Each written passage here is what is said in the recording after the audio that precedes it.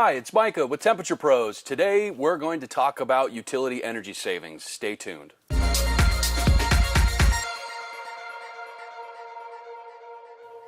All right, we're going to talk about utility savings today for your heating systems.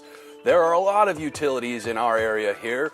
We have eWeb, ePUD, Sub, Lane Electric, Blatchley.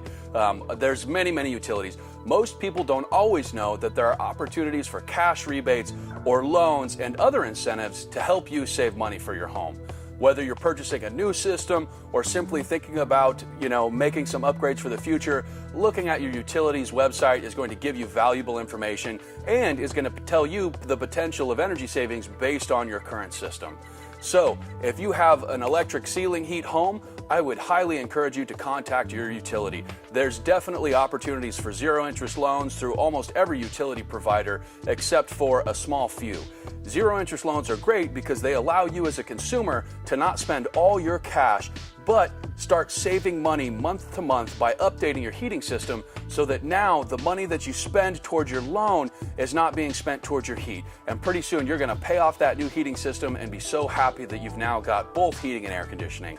The next thing I'd like to talk about is that no matter what you're doing with your home, if you're not staying in tune to new technologies, you're falling behind.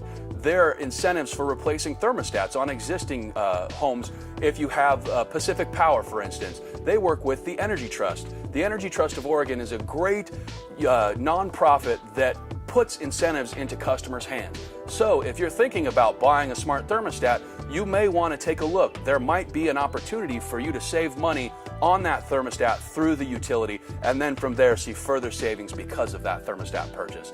If you don't know what type of heating system you have and all you know is you have a bill that you think is high, then you should probably also contact your utility. They will most of the time do what's called an energy audit, which is going to identify things in the home that are going to help you save money and energy.